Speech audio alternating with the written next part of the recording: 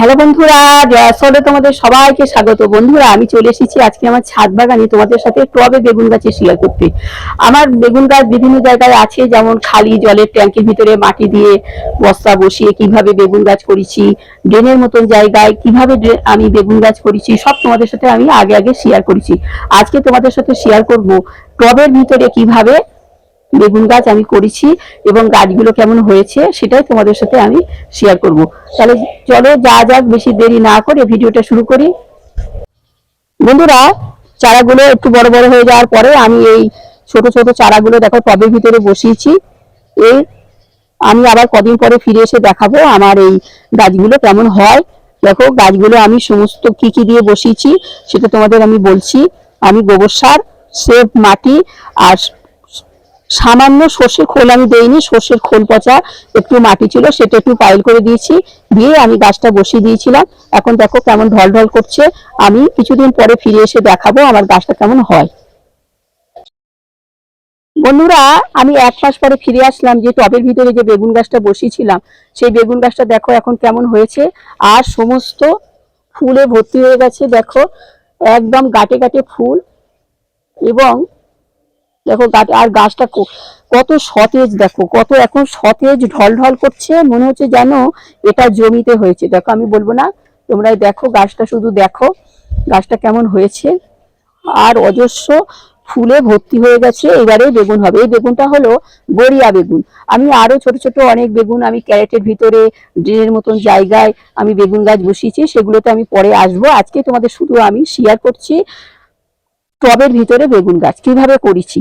কিন্তু দেখো এই বেগুন গাছটা, আর মাঝে মাঝে একটু গোড়াটা খুঁচিয়ে দিয়েছি। আমি কিভাবে পরিচর্যা করছি সেটা তোমাদের সাথে আমি বলে দিচ্ছি। এখন একটু গাছটা আমি তোমাদের আগে দেখিয়ে নিলাম। দেখো গাছটা কেমন ঢল ঢল করছে।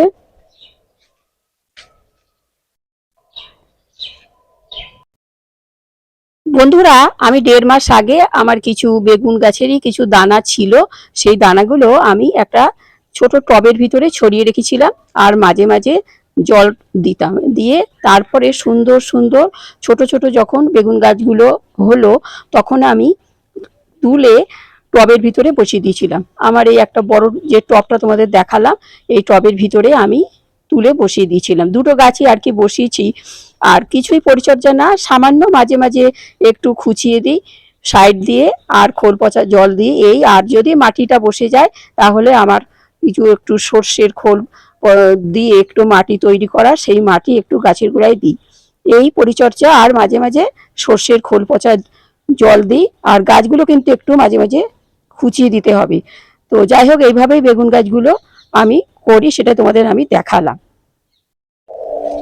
তাহলে বন্ধুরা, তোমরা আমার এই টবে বেগুন গাছের ভিডিওটা দেখলে আমি কিভাবে বেগুন গাছটা বসিয়েছি। একদম বীজ ফেলে আর কি, আমার বীজ ছিল কিছু, সেই বীজটা আমি কালেক্ট করেছিলাম এবং কিভাবে আমি বীজটা চারা তৈরি করে কিভাবে আমি গাছটা টবের ভিতরে বসিয়েছি সেটা সবটা তোমাদের সাথে আমি শেয়ার করলাম। এবং কি কি এখন দিচ্ছি খাবার গাছে সেটাও তোমাদের আমি বললাম। তো যাই হোক, তোমাদের যদি আমার এই বেগুন গাছের টবে বেগুন গাছের ভিডিওটা ভালো লেগে থাকে তো তোমাদের কাকিমাকে একটা লাইক শেয়ার সাবস্ক্রাইব করে আমার চ্যানেলটার পাশে থেকো। আসি তাহলে, সবাই ভালো থেকো, টাটা। পরবর্তী আরো অনেক নতুন নতুন ভিডিও নিয়ে আমি এসে যাব। যারা সাবস্ক্রাইব করেছো তো করেছো, আর যারা করুনি তারা কিন্তু সাবস্ক্রাইবটা করো, আর পাশে থাকা বেল আইকনটিটা ঘন্টিটা বাজিয়ে দিও, তাহলে আমি সমস্ত ভিডিও আপলোড করার সাথে সাথে তোমরা পেয়ে যাবে। বন্ধুরা, আমার ভিডিওটা ছাড়তে একটু দেরি হয়ে গেল, তো সেই জন্য আমি তোমাদের আর একবার বেগুন গাছটা আমি দেখিয়ে দিচ্ছি। দেখো বেগুন গাছটা টবের ভিতরে যে বেগুন গাছটা আমি বসিয়েছিলাম, আমি আরো 10-12 দিন পরে ফিরে এসে তোমাদের দেখাচ্ছি। দেখো একটা ছোট্ট 10-12 ইঞ্চি, এটা 12 ইঞ্চি টব। তো যাই হোক, এই টবটার ভিতরে দেখো গাছটা এখন কত বড়, আরো কত বড় হয়েছে, আর একদম ঢল ঢল করছে।